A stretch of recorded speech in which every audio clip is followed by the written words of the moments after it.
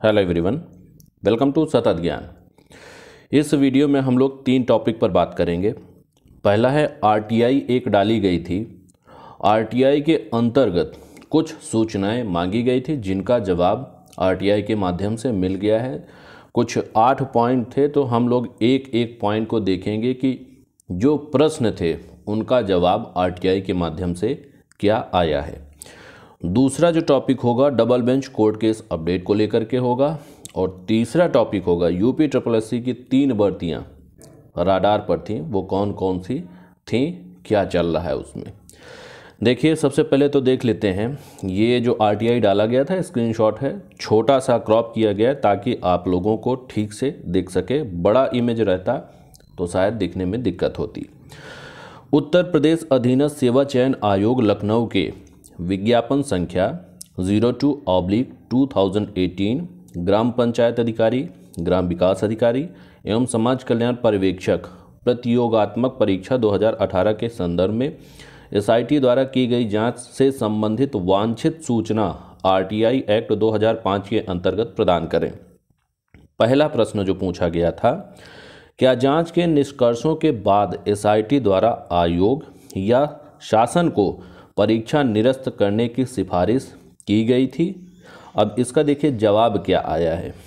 पहला पॉइंट आप देखेंगे तो जांच के पश्चात विशेष अनुसंधान दल एसआईटी लखनऊ द्वारा संदर्भित प्रकरण में पाई गई अनियमितता के संबंध में सूचना शासन को प्रेषित की गई थी।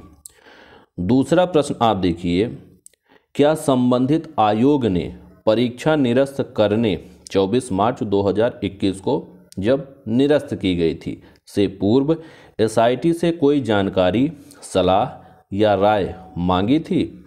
यदि हाँ, तो कृपया दोनों तरफ से हुए पत्राचार की छाया प्रति उपलब्ध कराएं। अब देखिए इसका जवाब क्या आया है। दूसरा पॉइंट आप देखेंगे, परीक्षा निरस्त करने हेतु आयोग द्वारा एसआईटी से सलाह लेने का कोई औचित्य नहीं था। तीसरा पॉइंट जो है, क्या उपरोक्त भर्ती परीक्षा से संबंधित एसआईटी थाने में दर्ज मुकदमे की विवेचना पूर्ण हो चुकी है?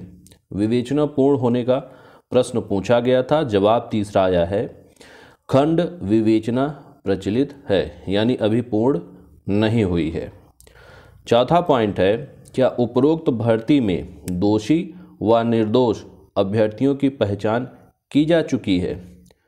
चौथे पॉइंट का जवाब आया है, खंड विवेचना प्रचलित है, अतः सूचना के अधिकार अधिनियम की धारा 8 के तहत सूचना दे नहीं है, यानी कि दोषी निर्दोष अलग हुए कि नहीं, जानकारी नहीं दी गई है। पांचवा पॉइंट है, यदि विवेचना लंबित है तो विलंब का कारण बताने की कृपा करें। पांचवें पॉइंट का जवाब आया है, साक्ष्य संकलन किया जा रहा है, यानी अभी संकलित नहीं हुआ है, संकलन किया जा रहा है, लंबित होने का कारण है। छठा पॉइंट है, उपरोक्त विवेचना कब तक पूर्ण होने की संभावना है? 6 पॉइंट का रिप्लाई आया है, विवेचना यथासंभव शीघ्र अतिशीघ्र पूर्ण की जाएगी, यानी विवेचना अभी पूर्ण नहीं हुई है, विवेचना अभी चल रही है। 7वां पॉइंट है, माननीय उच्च न्यायालय इलाहाबाद के जजमेंट रिट A5913/2021 जो कि संलग्न है के पैरा 34 में एसआईटी रिपोर्ट से संबंधित तथ्यों का संदर्भ ग्रहण करें। रिपोर्ट के अनुसार कुल 1365 अभ्यर्थियों की मूल ओएमआर में छेड़छाड़ होना पाया गया है। अब इस पर देखिए प्रश्न क्या है, कृपया इन 1365 दोषी संदिग्ध के विरुद्ध की जा रही कार्यवाही का संक्षिप्त विवरण प्रदान करें। क्या परीक्षा में चयनित घोषित 1952 अभ्यर्थियों में से दोषी संदिग्ध बताए जा रहे 1229 अभ्यर्थियों में से किसी भी अभ्यर्थी के विरुद्ध कोई विधिक कार्यवाही की गई है? यदि हाँ, तो संक्षिप्त विवरण प्रदान करने की कृपा करें। 7वें पॉइंट का जो जवाब आया है, विवेचना से संबंधित तथ्य है, अतः सूचना के अधिकार अधिनियम की धारा 8(1) के तहत सूचना दे नहीं है। दोषी निर्दोष कार्यवाही कोई ज़रूरत नहीं है, जानकारी नहीं दी गई है, जांच चल रही है। 8वां पॉइंट देखिए, क्या संबंधित विवेचना के दौरान जिला कोषागारों में सुरक्षित रखी गई OMR की कार्बन प्रतियों से छेड़छाड़ पाई गई है?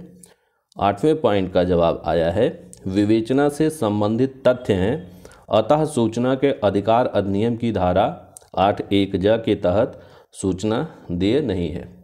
जैसा कि जो इम्पोर्टेंट पॉइंट होता है उसका जवाब दिया नहीं जाता है या देने योग्य नहीं समझा जाता है। दूसरी बात, जांच अभी भी चल रही है, दोषी निर्दोष के लिए साक्ष्य संकलित किया जा रहा है। तो बहुत सारी चीज़ें ऐसी हैं। अब आप बताइए, क्वेश्चन जो पूछे गए थे उनका जो रिप्लाई आया है इसके आधार पर आप क्या कहेंगे। दूसरा देखिए, जो टॉपिक है double bench court case update को लेकर के, जैसा कि मैंने पहले बताया था, सिद्दीकी साहब का केस जो है हो चुका था, अपील हो चुकी थी, खरे साहब की अपील नहीं हुई थी। जो भी सूचना मिली है कि खरे साहब की भी रिट जो है, जो केस था वो अपील किया जा चुका है। अब दोनों केस का जो रिट नंबर है वो कब मिलेगा, जब भी मिलेगा आप लोगों को पता चल ही जाएगा और उसके बाद फिर हियरिंग स्टार्ट होगी। लेकिन अभी वक्त इसमें लगेगा रिट नंबर और हियरिंग में। UPSSC की 3 भर्तियां राडार पर थी। बहुत ज़्यादा देखें इंपॉर्टेंट टॉपिक नहीं है ये, क्योंकि 3 भर्तियां जो राडार पर थी वो पहली थी वीडियो 2018 की, दूसरी थी मंडी परिषद की और तीसरी लोअर 2019 की। तो पहली जो भर्ती थी वीडियो 2018 उसका काम हो चुका है, वो कैंसिल हो चुकी है परीक्षा।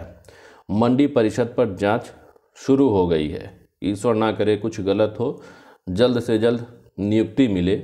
और तीसरा जो सुनने में आया है, कोई ऑथेंटिक सोर्स नहीं है, लोअर पर भी संकट के बादल छा सकते हैं। तो ये देखिए कुछ जानकारी थी वीडियो से संबंधित, UPSSC से संबंधित। वीडियो कोर्ट केस का अपडेट जो भी होगा, रेट नंबर मिलेगा, हियरिंग होगी, वो आप सभी तक पहुंचाई जाएगी। Thanks for watching.